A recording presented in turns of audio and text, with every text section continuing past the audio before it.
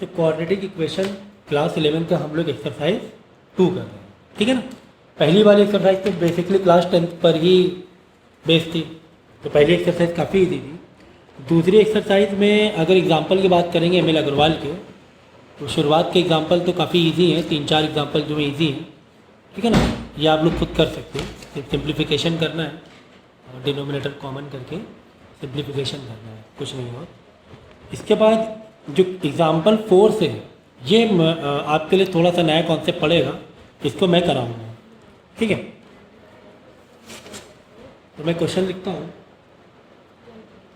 Question तुम्हें दिया हुआ है 2 की power 2x plus 8 plus 1 is equal to 32 की 2 की पावर x, ठीक है। तो ये क्वाड्रेटिक इक्वेशन तो दिख नहीं रहा है अभी फ़िलहाल, देखने से तो ऐसा नहीं लग रहा क्वाड्रेटिक इक्वेशन है, लेकिन ये क्वाड्रेटिक इक्वेशन के फॉर्म में आ जाएगा। हम लोग इसको फॉर्म में बनाएंगे। देखो यहाँ पर 2 की पावर x दिख रहा है, इसका कुछ जोड़ीदार ढूंढो जरा पहले। क्या कोई जोड़ीदार दिख रहा है? फिलहाल तो ऐसा लग रहा नहीं दिख रहा है, लेकिन अगर इस नंबर को आप देखोगे 2 की पावर 2x प्लस 8, ये सेम जोड़ीदार तो नहीं है, लेकिन हाँ इसको हम स्प्लिट करके 2 की पावर x बना सकते हैं, है ना। कैसे स्प्लिट करेंगे? देखो जब बेस अलग अलग होती हैं तो पावर आपस में क्या हो जाती है? प्लस हो जाती है। यानी कि अगर 2 इंटू 2 करेंगे और इसके हम पावर को अलग करेंगे, वापस इसी फॉर्म में आ जाएगा, पावर आपस में ऐड हो जाएंगी। ऐसा इसको कर सकते हैं? हाँ सर कर सकते हैं। तो +1 इज इक्वल टू अलग करो, और 32 की भी क्या स्प्लिट कर सकते हैं? चलो देखेंगे, अभी पहले इसको लिया यहाँ पर। अब ये देखो 2 की पावर ये 2x है और जो 2 की पावर x है, अभी भी पूरा सेम नहीं हुआ है। तो अब हम क्या करेंगे, इंडिसेस का रूल लगाएंगे जो कि क्लास 8 और 9 में हमने पढ़ा हुआ है। x को अंदर ले लेंगे, 2 को बाहर ले लेंगे। क्या ऐसा कर सकते हैं हम लोग? ठीक है। तो आप देखो ये सेम जोड़ीदार मिल गया। 2 की पावर 8 मतलब 256 होता है। चलो +1 इज इक्वल टू 32 इंटू 2 की पावर x। अब हम क्या करेंगे, यहाँ पे लेट कर लेंगे 2 की पावर x। तो क्या करेंगे, लेट कर लो, किसमें? t में लेट कर लें, t में लेट कर लेते हैं, ठीक है। t मैंने लेट कर दिया, तो यहाँ पे देखो क्या हो जाएगा, 2 की पावर x मतलब t है ना, t। तो t की क्या हो गया, स्क्वायर हो गया, इंटू 256, तो 256 आप यहाँ लगा दो, +1 इज इक्वल टू 32 t। तो अब इसको वन साइड ले लो, तो 256 T square minus 32 T plus 1 is equal to 0। देखो अब ये क्वाड्रेटिक इक्वेशन बना, अब ये क्वाड्रेटिक इक्वेशन बन गया। अब आप इसको चाहो तो स्प्लिटिंग मेथड से कर लो या फिर यूजिंग फार्मूला कर लो, जो इजी पड़े वो तरीके से कर लो। तो यहाँ पे यूजिंग फार्मूला अगर मैं लगाऊँ तो -32 मतलब माइनस का b plus minus √b square मतलब 32 का स्क्वायर माइनस 32 का स्क्वायर माइनस 4ac। 4a क्या है, 256 है, c क्या है, 1 है, c क्या है, 1 है, अपॉन 2a। तो 2 इंटू 256, a कितना है, 256। तो देखो अब मैं इसका सिंप्लीफिकेशन बहुत ज़्यादा डिटेल में नहीं बताऊंगा, ये सब आप लोगों ने काफ़ी किया हुआ है। मैं अब यहाँ पे डायरेक्ट t के 2 आंसर लिखे दे रहा हूँ। तो ये t के दो आंसर आएंगे, ये आएगा 1/16 और 1/16, है ना, 1/16 और 1/16 ही आ रहा है। अब यहाँ पे t को लेट ओपन कर लो। भाई t को तुमने लेट किया था, t की वापस ओरिजिनल जो इसकी वैल्यू थी अब फिर से लिख दीजिए। t की वैल्यू क्या थी, 2 की पावर x, और जो t आया है 1/16। दोनों सेम आया तो और लगाने की जरूरत नहीं, हम इसी को डायरेक्ट सॉल्व कर लेंगे। तो 2 की पावर x और यहाँ पर 1/16, ठीक है। हमें x तक के जाना है, वैल्यू हमें x की निकालनी है, ठीक है। तो यहाँ पर वापस देखो तुम्हारा इंडिसेस की नॉलेज मांग रहा है।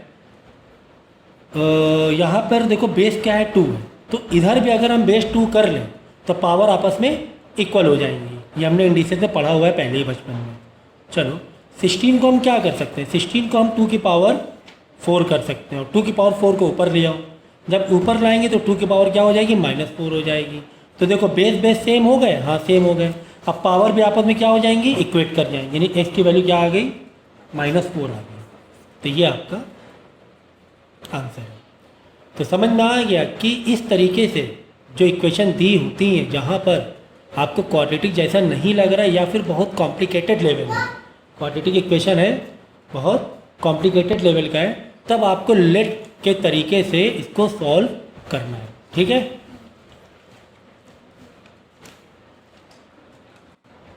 अब अगला क्वेश्चन देखेंगे हम लोग।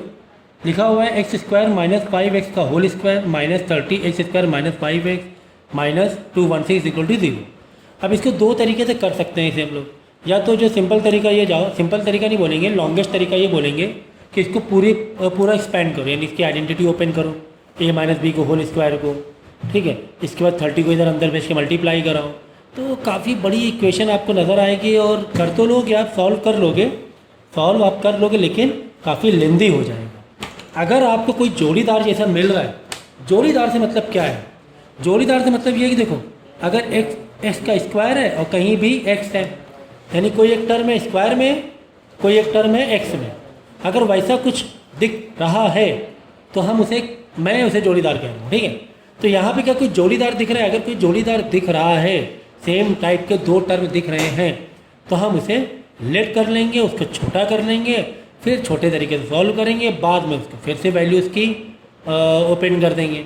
देखो आप देखो यहाँ पर ब्रैकेट के अंदर x² - 5x x² - 5x, हाँ ये एक जोड़ीदार तो दिख रहा है मुझे, यानी x² - 5x को तुम क्या t m l जो भी हो वो लेट कर सकते हो, तो t लेट कर लिया, तो x² - 5x t का स्क्वायर -30 x² - 5x t -216 = 0। ठीक है, ये आपका आ गया क्वाड्रेटिक इक्वेशन। अब बताओ क्या इसके आगे मुझे बताने की ज़रूरत है क्या? अब आप चाहो तो यूजिंग फार्मूला करो, चाहे आप इसे स्प्लिटिंग मेथड से करो, जो आपको इजी लगे वो तरीके से करो। तो फिलहाल मैं t की वैल्यू बता रहा हूँ, जो t की वैल्यू आ जाएगी 36 आ जाएगी और t की वैल्यू -6 आ जाएगी, जब इसको आप क्वाड्रेटिक तरीके से सॉल्व कर लोगे। तो t को हम यहाँ पे ओपन कर देंगे, क्या ओपन करेंगे, x² - 5x, भाई t की जगह क्या लिखेंगे, x² - 5x = 36, और यहाँ पर x² - 5x = -6, करेक्ट। अब आप क्या करो, 36 को वन साइड कॉल कर लो, -36 साइड ले गए, यहाँ पे क्या हो गया 0। क्या ये क्वाड्रेटिक इक्वेशन वापस आ गई? हाँ, क्वाड्रेटिक इक्वेशन सर वापस आ गई। x² - 5x इधर -6 आएगा, +6 हो जाएगा = 0, ये भी एक क्वाड्रेटिक इक्वेशन आ जाएगी। अब यहाँ पर क्या करना है आपको, इस क्वाड्रेटिक इक्वेशन को सॉल्व करना है, यहाँ पर इस क्वाड्रेटिक इक्वेशन को सॉल्व करना है, इधर भी 2 आंसर आ जाएंगे, इधर भी 2 आंसर आ जाएंगे, x के टोटल कितने आंसर आ जाएंगे, 4 आंसर टोटल आ जाएंगे। तो ये 4 आंसर मैं बताए दे रहा हूँ, 9 आएगा, -4 आएगा, 3 आएगा, 2 आएगा, ये 4 आंसर भाई, इसके 2 आंसर, इसके 2 आंसर, फिर से क्वाड्रेटिक इक्वेशन फ्रेम हो रही है ना, समझ रहे हो। तो इसको सॉल्व करने के बाद t की वैल्यू 2 आ रही है, 2 ही आएंगी क्वाड्रेटिक इक्वेशन में। फिर वापस जब वैल्यू को हम ओपन कर रहे हैं, t की वैल्यू को रिप्लेस कर रहे हैं, फिर से क्वाड्रेटिक इक्वेशन फ्रेम हो रही है, तो कोई बात नहीं, फिर एक क्वाड्रेटिक इक्वेशन सॉल्व करो, मतलब 2 अलग अलग सॉल्व करो, तो यहाँ पे 2 आंसर, यहाँ पे 2 आंसर, तो ऐसे x के 4 आंसर आपको आ जाएंगे। तो इस तरीके से इसको सॉल्व करना है, वो आप देख लेना। अगर स्प्लिटिंग मेथड नहीं हो रहा है तो आप यूजिंग फार्मूला कर सकते हो, उसमें किसी तरह कोई लिमिटेशन नहीं है कि आप यूजिंग फार्मूला नहीं कर सकते। देखो अब ये क्वेश्चन आपको दिया हुआ है, ब्रैकेट्स में कुछ अलजेब्रिक एक्सप्रेशन दिए हुए x+1, फिर वापस ब्रैकेट में, मतलब मल्टीप्लाई के ही रिलेशन में हुआ ना, x+2, फिर मल्टीप्लाई के रिलेशन में x+3, फिर मल्टीप्लाई x+4 = 120। तो क्या कर सकते हैं इसको, क्या हम लोग ब्रैकेट टू ब्रैकेट मल्टीप्लाई करते हुए चले और उसके बाद सॉल्व करें? तो ब्रैकेट टू ब्रैकेट तुम मल्टीप्लाई करोगे तो x की पावर मेरे ख्याल 3, 4, 5 कहाँ पहुँच जाएगी, समझ रहे हो। इसको इससे मल्टीप्लाई किया, चलो x² में आ जाएगा, फिर इसको इससे मल्टीप्लाई करोगे, फिर इसको मल्टीप्लाई करोगे, ऐसे ही तो होगा ना। सोचो ना, जैसे कि 2 × 3 × 4 × 6 है, हम लोग कैसे क्या करेंगे, 2 × 3 6, × 4 × 6, फिर 6 × 4 24 × 6, तो 24 × 6 कितना 148 आई थिंक 144, ठीक है ना। तो ये हो जाएगा। तो यहाँ पर यही बात हो रही है क्या, इस ब्रैकेट से मल्टीप्लाई करो, फिर इसको इससे मल्टीप्लाई करो, अब इसको इससे। अब यहाँ एक एक टर्म तो है नहीं, हर ब्रैकेट में दो दो टर्म बैठे हुए हैं, तो काफ़ी लेंदी हो जाएगा, काफ़ी लेंदी हो जाएगा। तो क्या हम लोग इस टाइप के क्वेश्चन को जोड़ी वाले मेथड से कर सकते हैं क्या, लेट वाले मेथड से? ठीक है सर, कर तो सकते हैं, लेकिन सर इसमें जोड़ीदार तो कोई मिल ही नहीं रहा, कोई जोड़ीदार तो मिल रहा है। तो जोड़ीदार तुम्हें डायरेक्ट नहीं दिख रहा है, तो हम लोग क्या करेंगे, दो दो ब्रैकेट ओपन करेंगे और फिर चेक करेंगे क्या कोई जोड़ीदार मिल सकता है कि नहीं मिल सकता है।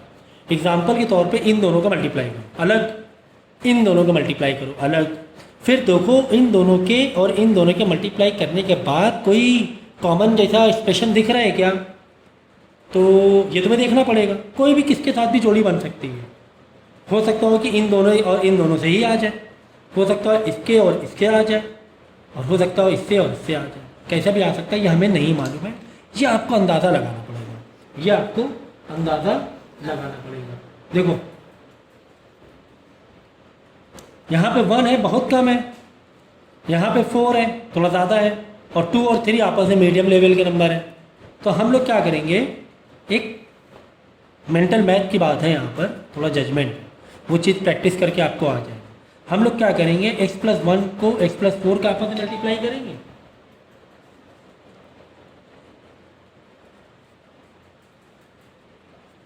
भाई जैसे यहाँ पर था 2 × 3 × 4 × 6, हमारी मर्जी, हमने क्या किया 2 × 3 को पहले मल्टीप्लाई किया, फिर बाद में 4 और 6 को मल्टीप्लाई किया। तो ये हमारी मर्जी, हम किसी को पहले मल्टीप्लाई कर लें, हम 2 और 6 को पहले मल्टीप्लाई कर लें अलग, और 3 4 को अलग कर लें, आंसर तो 144 ही आएगा ना। 2 × 6 12, 3 × 4 12, 12 × 12 144। तो ऐसा आप कर सकते हो। ये एक अलग ब्रैकेट दे दो और इन दोनों का अलग मल्टीप्लाई कर लो। तो ये आपकी एक मेंटल मैथ है कि कौन सी जोड़ी लेके आने के चांसेस रहेंगे। हो सकता है पहली बार में यहाँ पे गलत निकल गया, हो सकता है मुझे जोड़ी चेंज करना पड़े। तो अब मैं जब इसको मल्टीप्लाई करूँगा, यानी एस का मल्टीप्लाई भी, ठीक है, तो एस का मल्टीप्लाई भी मैंने x+4 से किया, 1 का मल्टीप्लाई भी मैंने x+4, एस का मल्टीप्लाई भी x+4 से किया, 1 का मल्टीप्लाई भी x+4 से किया। ठीक इसी तरह यहाँ पर भी x का मल्टीप्लाई भी x+3 से किया, 2 का मल्टीप्लाई भी x+3 से किया। और जब मैंने इसके ब्रैकेट को ओपन किया तो ये वाले ब्रैकेट का आंसर ये आया और ये वाले ब्रैकेट का आंसर ये आया। देखो अब तुम्हें थोड़ी जोड़ीदार जैसा दिखने लगा होगा। x² + 5x, x² + 5x दिखाया कि नहीं दिखा? ठीक है, तो ये जो एग्जैक्ट आया है नंबर सेम जैसा दिख रहा है, वो हमारे पहले हमने इन दोनों को मल्टीप्लाई किया अलग जोड़ी से, अलग खसका के किया, इसको अलग किया। अगर आप इसको और इसको करते तो शायद ये सेम आंसर जोड़ीदार जैसा नहीं दिखता। तो हमारा कॉन्सेप्ट क्या है कि सेम जोड़ी दिखे जिससे कि हमें लेट करने में ईजी हो जाए। अब हम यहाँ पे लेट कर लेंगे, x² + 5x को क्या लेट कर लेंगे, t लेट कर लेंगे। अब इसकी जगह हमने डाला t + 4, इसकी जगह x² + 5x की जगह t + 6 डाला, = 120 हमारा चल रहा है। अब इसको ब्रैकेट को मल्टीप्लाई करो, t का मल्टीप्लाई भी t + 6 से, +4 का मल्टीप्लाई भी t + 6 से, = 120 +4 का ना, +4 का। ओके, अब इसको जब आप सिंप्लीफाई करोगे तो ये आ जाएगा t का स्क्वायर मल्टीप्लाई करके सॉल्व करना, 10t + 24 = 120। 120 को इधर ले लो,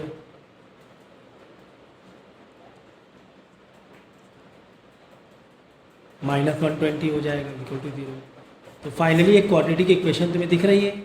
हाँ सर, हमें क्वाड्रेटिक इक्वेशन दिख रही है। ये हो जाएगा 96 ना।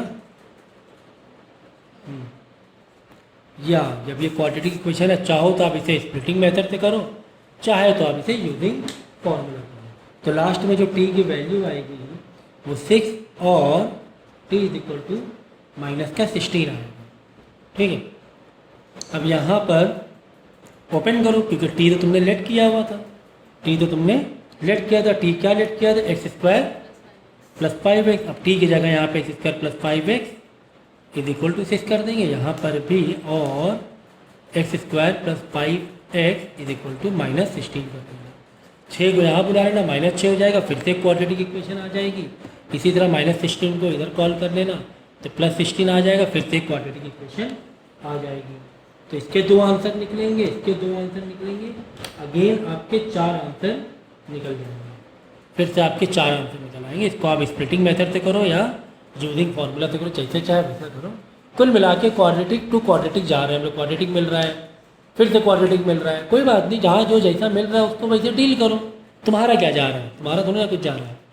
वापस से अगर क्वाड्रेटिक मिल गया, इसके बाद से फिर से मिल जाए तो दिक्कत थोड़ी ना तुम्हें तो तुम्हारा फंडा, तुम्हारा कॉन्सेप्ट मजबूत होना चाहिए। ठीक है, फिलहाल ये 3-4 सम मैंने समझाया है, इसको तो पहले करो आप। चलो मैं एक सम और बता देता हूँ, अच्छा सम है। x⁻2/3 plus x⁻1/3 is equal to 2। सही है, सही है। क्या जोड़ीदार मिलने के चांसेस हैं यहाँ पर? क्या यहाँ पर ट्विन एक्सप्रेशन मिल सकते हैं? मिल सकते हैं, क्योंकि x⁻2/3 1/3 हाँ मिलने के चांस तो है। अगर इसको 1/3 और बाहर 2 लगा दो, क्या कोई दिक्कत है क्या? नहीं सर, हमें कोई भी दिक्कत नहीं है। ऐसा हम लोग कर सकते हैं, ऐसा हम लोग कर सकते हैं। ठीक है ना, 2 × 1 2/3 फिर हो जाएगा। अब यहाँ पर x देखो सेम सेम दिख रहा है, हाँ दिख रहा है। अब इसको तुम लेट कर लो, x 1/3 को लेट कर लो, तुम y में लेट कर लो, t में लेट कर लो, जिस पर चाहे उसमें लेट कर लो। ठीक है, तो x 1/3 जहाँ जहाँ मिले वहाँ पे y तुम डाल देना। तो y का स्क्वायर प्लस y2 इधर कॉल कर लो, -2 इज इक्वल टू 0। अब क्या हो गया यार, ये तो एक क्वाड्रेटिक इक्वेशन बन गई। क्वाड्रेटिक इक्वेशन बन गई तो आप इसे क्या करो, स्प्लिट मारो तो ज़्यादा अच्छा है। 2 × 1 2, 2y से 1y गया, ये ज़्यादा सही लग रहा है ना। -2 × 1 -2 प्लस y प्लस यहाँ लेंगे, माइनस यहाँ लेंगे, ये ज़्यादा सही है, क्योंकि हमें प्लस का y आंसर चाहिए। तो ठीक है, ये जोड़ी इसको फटाफट निकालो आंसर, y + 2 - 1। ये देखो ज़्यादा बताने की मुझे ज़रूरत नहीं होनी चाहिए। ठीक है, ये सब 10th में आप लोगों ने किया हुआ है, तो मैं यहाँ पर बताऊँ कि इसको कैसे कॉमन लिया, ये सब एक फिर, क्योंकि आप लोग क्लास 11 में हो, क्लास 11 का आप इंटेंसिटी समझ रहे होंगे कि क्या इंटेंसिटी होती है, किस इंटेंसिटी से पढ़ाई करनी होती है। छोटे छोटे स्टेप बताने लगे तो फिर काम हो गया। तो -2 और +1 आ गया, तो y की जगह वापस ओपन करो, अभी खेल बाकी है। ठीक है, अभी यहाँ पे खेल खत्म नहीं हुआ। y की जगह यानी कि y में हमने क्या लेट किया है, इसकी पावर 1/3। चलो 1/3 इज इक्वल टू -2। अब क्या करेंगे हम लोग, देखो एक चीज़ याद रखना कि अगर कोई यहाँ पे पावर होती ये जैसे पावर 2 है, तो 2 जब उधर ले आ, जिस तरह नहीं प्लस के अदर साइड जाके माइनस हो जाता है, माइनस के प्लस हो जाता है, डिवाइड का मल्टीप्लाई, मल्टीप्लाई का डिवाइड। इसी तरह अगर ये 2 है, मतलब स्क्वायर है, तो अदर साइड जाके 1/2 रेसिप्रोकल हो जाता है। ये याद रखना, यानी x का क्या हो जाएगा, 1/2 का मतलब रूट होता है एक्चुअली। इसी तरह अगर x की पावर 3 है, यहाँ पे 3 है समझो, यहाँ पे 27 है, बस बार बार परेशान हो रहे हो तो मैंने 27 लिख दिया। तो अब यहाँ से हम 3 हटाएंगे तो वहाँ पे 27 की पावर 1/3 पहुँचेगी, रेसिप्रोकल हो जाती है। तो x इज इक्वल टू 1/3 यानी 27 को हम 3 की पावर 3 कर सकते हैं। 1/3 बाहर चल रहा है, 3 से 3 कट गया, x आ गया 3। कुछ इस तरीके का एक मैथ का बेसिक है, ये मैंने बताया है। ठीक है, प्लस माइनस का ध्यान रखेंगे, कोई बात नहीं। ठीक, इसी तरह 1/3 यहाँ पर है, यहाँ पर क्या है, उधर जाके क्या होना था, रेसिप्रोकल होना था। क्या होना था, तो 1/3 का रेसिप्रोकल 3 हो जाएगा। तो यानी -2 की पावर 3 हो गया, x इज इक्वल टू -1, क्योंकि पावर ऑड में ना ये आ गया। ठीक है, दूसरा वाला ये चल रहा था, एक तो था ना y इक्वल टू -2, ये किया, y इक्वल टू क्या 1 है, वापस y को ओपन करो, 2 आंसर थे ना यहाँ पर क्वाड्रेटिक के। फिर से हमने वाई की जगह रखा 1/3 इज इक्वल टू 1, यानी x 1/3 उधर जाके रेसिप्रोकल हो जाएगा, 3/1 मतलब 3 हो जाएगा, यानी x इज इक्वल टू 1। तो -8 और 1 ये दो आंसर आपके आ गए। ठीक है, समझ में आया? तो ठीक है, अब क्या करना है, इस वीडियो को आप लोग कम से कम 2 बार तो देखना। और मैंने बेसिक जो स्टेप थे बच्चों वाले वो मैंने स्किप करके आगे पढ़ाया है, इसीलिए 20 मिनट के अंदर मैंने चार सम भी कर लिए, साथ में समझा भी दिया। तो 20 मिनट लगे हैं 4 सम करने में, यानी 5 मिनट में एक सम हुआ है समझा कर। ठीक है, करने के लिए 2 मिनट से ज़्यादा नहीं लेना है आप लोगों को, कि आप बात पकड़ लो कि सर ने तो 20 मिनट में किया, तो हम भी 20 मिनट में करेंगे, एग्ज़ाम की ऐसी कैसी हो जाएगी। तो करना आपको सिर्फ 2 ही मिनट में, एक क्वेश्चन को 1.5 मिनट में करना है। मैं आपको समझा रहा था इसलिए टाइम लगा। ओके।